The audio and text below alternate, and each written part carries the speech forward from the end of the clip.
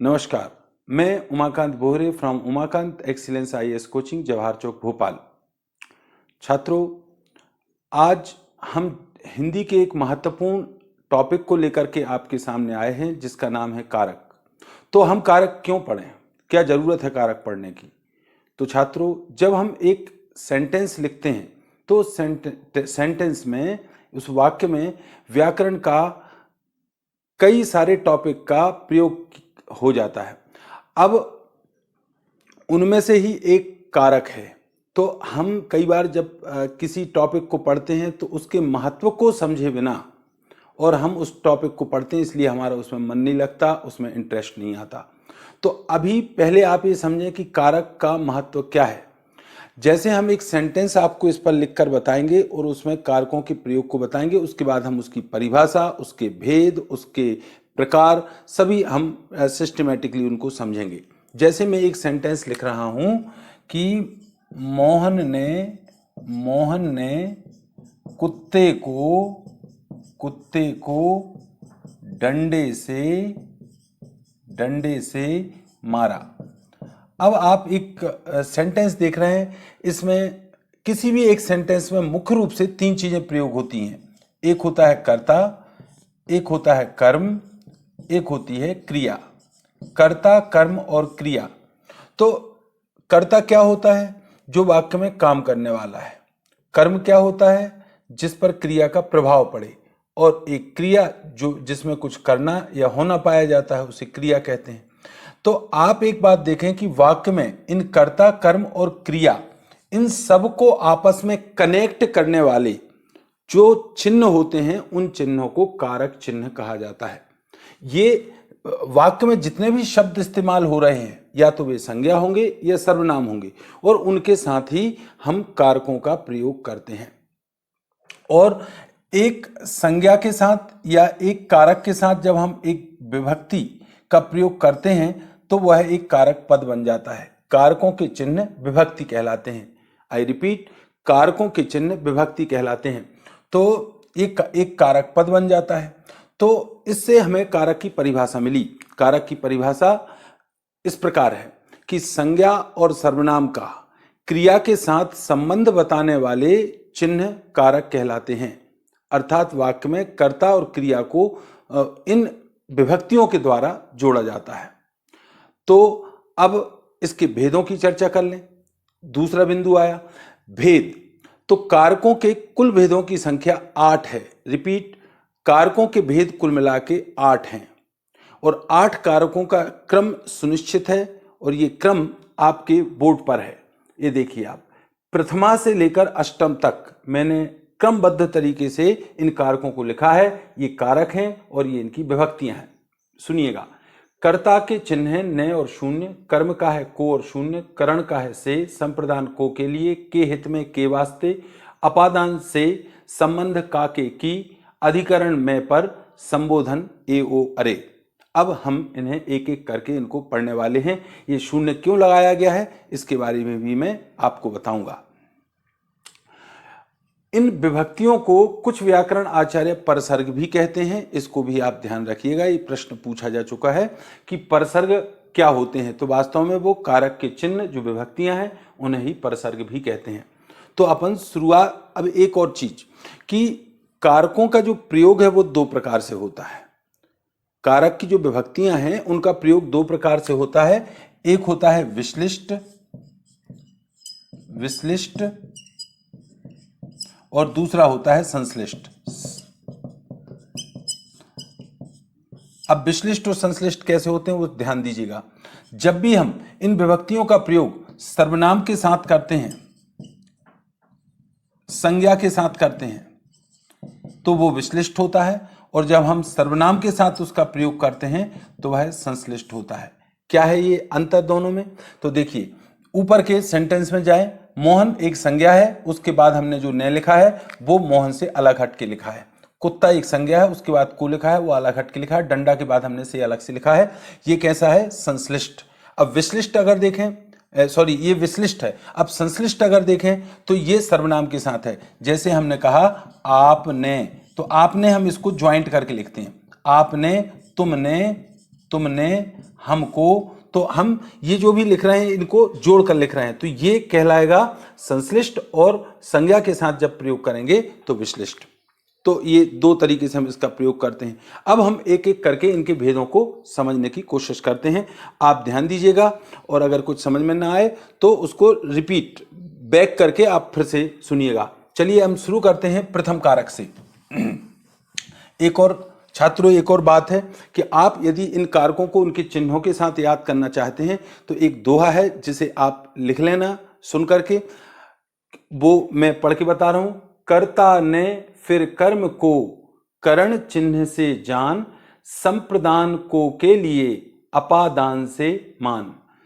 काके की संबंध में मैं पर अधिकरण समान, संबोधन ए ओ अरे कारक की पहचान। ये दोहा याद करने से आपको कारक और उनकी विभक्तियां कंठस्थ हो जाएंगी। चलिए अब हम एक एक करके इनको पढ़ते हैं। सबसे पहले बात करें अपन कर्ता कारक की। कर्ता कारक का चिन्ह न और शून्य है। इसका अर्थ हुआ कि किन्हीं वाक्यों में न का प्रयोग होता है, कभी कभी नहीं होता। कर्ता कौन होता है? कर्ता है जो वाक्य में काम करने वाला है, उसे हम कर्ता कहते हैं। जैसे मोहन ने मिठाई खाई। मोहन ने मिठाई खाई। अब मिठाई खाई के ने का महत्व भी समझ में आएगा आपको। मोहन मिठाई खाता है। मोहन मिठाई खाता है। अब एक बात आप देखें कि इन दोनों सेंटेंस में क्या अंतर है। ये क्रिया है, खाई और खाता, एक क्रिया है, ये करता है। मोहन करता है दोनों में। मिठाई क्या है? कर्म है, मिठाई। अब देखें अपन कि इन दोनों सेंटेंस में जो क्रिया का लिंग वचन है वो दोनों में डिफरेंट है, अलग अलग है। इसमें पहले वाले सेंटेंस में इसमें फीमेल है और इसमें मेल है, मेल। तो ये ऐसा अंतर क्यों आया? इस ने लगने के कारण। क्योंकि मोहन ने मिठाई खाई, इसमें क्रिया का लिंग वचन कर्म के अनुसार है। इसमें क्रिया का लिंग वचन कर्म के अनुसार है, जबकि दूसरे वाले वाक्य में क्रिया का जो लिंग वचन है वो कर्ता के अनुसार है, कर्ता के अनुसार। तो आप समझ गए होंगे कि यदि न का प्रयोग किया जाता है तो क्रिया का लिंग वचन कर्म के अनुसार होता है, जबकि यदि न का प्रयोग ना किया जाए तो क्रिया का लिंग वचन कर्ता के अनुसार होता है। तो इसमें न का प्रयोग नहीं है, इसलिए इसमें शून्य विभक्ति का प्रयोग किया गया है। तो आप समझ गए होंगे कि कर्ता का प्रयोग किस तरह से करना है। अब हम दूसरा कारक ले रहे हैं। दूसरा कारक है कर्म कारक। दूसरा कारक है कर्म। कर्म क्या है? कर्म क्रिया का प्रभाव जिस पर पड़े उसे कर्म कहा जाता है। अब कर्म को समझना हम एक और चैप्टर लेंगे जिसमें हम सकर्मक और अकर्मक क्रियाएं बताएंगे आपको। लेकिन कर्म वह होता है जिसमें आप जो क्रिया कर रहे हैं उसका प्रभाव पड़े। लाइक मोहन ने कुत्ते को मारा। मोहन ने या राम ने कुत्ते को मारा। राम ने कुत्ते को मारा, कुत्ते को मारा। तो ये क्रिया है, ये कर्म है, ये कर्म है। कुत्ता कर्म है क्योंकि आपकी क्रिया का प्रभाव कुत्ते पर पड़ रहा है। और उसके बाद हमने किस चीज का प्रयोग किया? को का प्रयोग किया। और कभी कभी इसका प्रयोग नहीं भी किया जाता है, को का प्रयोग, जैसे राम ने कुत्ता मारा। अब यहां पर मारने के संदर्भ में एक बात ध्यान रखना कि यदि को का प्रयोग नहीं कर रहे हैं तो मारने क्रिया का अर्थ होगा जान से मारा, और यदि को का प्रयोग कर रहे हैं इसका मतलब है पीटा। तो इसको आप ध्यान रखिएगा। तो कर्म कारक को का प्रयोग इस तरीके से किया जाता है। यहां पर मैं आपको द्वितीय के बाद सीधी चतुर्थ पर ले चलता हूं। चतुर्थ क्यों? क्योंकि यहां पर भी को है और यहां पर भी को है ना। और इस तृतीय के साथ अपन पंचमी को ले लेंगे, इसके साथ इसको ले लेंगे, है ना, ताकि दोनों में अंतर भी समझ में आए। चलिए, तो अब मैं आपको बता रहा हूं संप्रदान, कंपैरेटिवली। संप्रदान की भी विभक्ति क्या है? को के लिए, के हित में, के वास्ते। इसका तात्पर्य है कि जब किसी व्यक्ति को कुछ किया जाए या कुछ दिया जाए तो उसे हम क्या कहते हैं? संप्रदान कहते हैं। और उसके बाद में को के लिए प्रयोग होता है। और उस किए जाने या दिए जाने के अलावा को का प्रयोग जहां भी होता है वहां पर कर्म कारक होता है। जैसे राम ने मोहन को बुलाया। मोहन को बुलाया, ये कौन सा कारक हो गया? ये हो गया आपका कर्म कारक। और राम ने मोहन को मिठाई दी, राम ने मोहन को मिठाई दी, तो इसमें कौन सा कारक हो गया? ये हो गया आपका संप्रदान। अब संप्रदान कारक के और उदाहरण है, जैसे माली बगीचे में पानी देता है, इसमें भी वही है संप्रदान कारक। सीता राम के वास्ते टिफिन लेके आई, लक्ष्मण राम के हित में वन को गए, ये सारे जो हैं ये संप्रदान कारक हैं। माँ ने बच्चे को खिलौने खरीदे, तो ये संप्रदान कारक है। माँ ने बच्चे को सुलाया, ये कर्म कारक हो गया, और माँ ने बच्चे को खिलौने खरीदे संप्रदान कारक हो गया। तो आप इसको समझ गए होंगे। अब तीसरे कारक की तरफ चलते हैं, और तीसरा कारक जो है और वो है आपका करण कारक। करण कारक, करण का वास्तविक पूरा नाम है उपकरण। उपकरण मतलब साधन। जब क्रिया के साधन को बताया जाए तो उसके बाद में हम से का प्रयोग करते हैं, से का प्रयोग। जैसे मैं कलम से लिखता हूं, मैं कलम से लिखता हूं, इंग्लिश में बाय कहेंगे, कलम से, मैं कलम से लिखता हूं, तो ये क्या हो जाएगा आपका? ये हो जाएगा करण कारक। जैसे मैं साइकिल से जाता हूं, मैं पैरों से चलता हूं, मैं आंखों से देखता हूं, आदि बहुत सारे हैं जिसमें आपका साधन हो। मैं पुस्तक से पढ़ता हूं, बाय बुक, तो आप समझ गए होंगे ये करण है। आप इसको उपकरण भी कह सकते हैं। और करण के बाद हम इसी से के समान जो विभक्ति है अपादान की, उसको हम समझेंगे पंचमी वाली। चलिए समझते हैं अपादान। अपादान का अर्थ होता है अलगाव। अलगाव मतलब कि दो चीजों से जब विच्छेद हो जाए संबंध, तो उसे अलगाव कहते हैं, अपादान कहते हैं। जैसे मैं कलम से लिखता हूं, इसमें से का प्रयोग है, और कलम हाथ से छूटी, तो ये क्या हो गया आपका? ये अलगाव हो गया अपादान। पेड़ से पत्ता टूटा, मैं साइकिल से कोचिंग जाता हूं, मैं साइकिल से गिर पड़ा, तो मैं साइकिल से कोचिंग जाता हूं, ये करण कारक है। मैं साइकिल से गिर पड़ा, ये कौन सा हो गया? अपादान कारक। तो आप समझ गए, दो चीजों में संबंध विच्छेद हो। हिमालय से गंगा निकली, अपादान कारक है। पेड़ से पत्ता टूटा, अपादान कारक है। छत से बिल्ली कूदी, चूहा बिल से निकला, ये सब किसके उदाहरण हैं? अपादान कारक के हैं, जिसमें दो चीजों में संबंध को अलग किया जाता है। चलिए इसके बाद अपन चलते हैं षष्टम की तरफ। षष्टम में है संबंध। संबंध क्या होता है? संबंध होता है जब दो चीजों के बीच में हमें रिलेशन बताना हो। इसके चिन्ह है का, के, की। अब ये संबंध कई प्रकार के होते हैं। संबंध जैसे एक संबंध होता है आपका अधिकार संबंध होता है, अधिकार संबंध, अधिकार होता है। अधिकार जैसे राम का घर, सीता की साइकिल, राम का बस्ता, ये सब क्या हो गया? अधिकार। अधिकार के बाद दूसरा संबंध होता है कृतित्व संबंध। कृतित्व संबंध क्या होता है? जिसमें क्रिएटिविटी नजर आए। जैसे प्रेमचंद का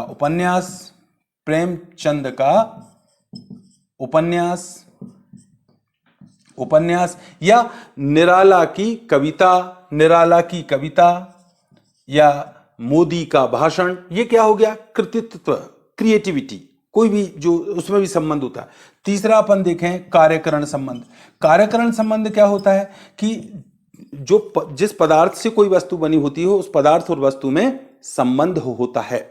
जैसे प्लास्टिक की कुर्सी, जैसे लोहे का पिंजड़ा है ना, लकड़ी की टेबल, ये सब क्या हो जाएंगे? कार्यकरण संबंध हो जाएंगे। लकड़ी की टेबल। अब इसके बाद में एक आता है मूल भाव संबंध। मूल भाव संबंध क्या होता है? जिसमें कीमत के साथ उस वस्तु का प्रयोग होता है। जैसे मैंने कहा कि 5 रुपए का पेन, या 10 रुपए का आलू, या मैंने कहा कि 500 रुपए का घी, किलो का घी, तो ये क्या हो गया? रिलेशन विथ प्राइस, कीमत के साथ वस्तु का संबंध। नेक्स्ट अपन देखें परिमाण वाला। परिमाण मतलब होता है मेजरमेंट। मेजरमेंट का तात्पर्य है कि उसकी जो लंबाई चौड़ाई या जो भी होता है उसके साथ में उस वस्तु का संबंध होता है। जैसे 4 हाथ का डंडा, 5 कोस की दूरी, या 5 किलोमीटर की दूरी, है ना, तो या 2 लीटर घी, ऐसे करके अपन देखते हैं परिमाण, मेजरमेंट। तो इस तरह से हमने देखा कि ये संबंध भी 5 प्रकार के होते हैं। इन सब में का, के, की का ही इस्तेमाल किया जाएगा। ध्यान रखिएगा, ये कौन से हो गए संबंध, का, के, की, रारी, रारेरी, मेरा घर, मेरा मकान, या रारी का प्रयोग भी कर देते हैं, या काके की के स्थान पर वाला, वाले, वाली का भी प्रयोग कर देते हैं। जैसे राम वाला घर, प्रेमचंद वाला उपन्यास, लकड़ी वाली टेबल, या 5 रुपए वाला पेन, या परिमाण में देखें तो 4 हाथ वाला डंडा। चलिए अब अपन चलते हैं सप्तमी विभक्ति की तरफ। नाम है अधिकरण। अधिकरण, अधिकरण का तात्पर्य होता है आधार, मतलब क्रिया का आधार जहां पता चले कि क्रिया कहां पर संपन्न हो रही है। जहां पर क्रिया संपन्न हो रही है उसके आधार को क्या कहते हैं, अधिकरण कहते हैं। इसके चिन्ह है में और पर। इंग्लिश में कहें तो इन और ऑन, ये 2 ही जगह क्रियाएं होती हैं। जैसे मैं बोर्ड पर लिखता हूं, मैं बोर्ड पर लिखता हूं, मैं मकान में रहता हूं, चिड़िया आकाश में उड़ती हैं, कौआ वृक्ष पर बैठा है, ऐसे करके में और पर। मछलियां पानी में तैरती हैं, तो पक्षी आकाश में उड़ते हैं, आकाश में उड़ते हैं। तो आपने देखा कि किस तरीके से हमने आपको बताया कि अधिकरण कारक का प्रयोग हमें कहां पर करना होता है। राइट, अब मैं आपको चलता हूं अष्टम। अष्टम जो कारक है जिसका नाम है संबोधन। संबोधन की विभक्तियां हैं ए, ओ, अरे। ये एकमात्र ऐसा कारक है जिसका प्रयोग वाक्य के आरंभ में होता है। ये प्रश्न पूछा जा चुका है, ध्यान रखिएगा। और किसी को संबोधित करना हो, किसी को बुलाना हो, पुकारना हो, तो इस कारक का प्रयोग करते हैं ओ, ए, अरे। अरे भाई साहब सुनिए, तो ये अरे का प्रयोग हमने वाक्य के आरंभ में किया। तो इस तरीके से ये आपके 8 कारक हैं।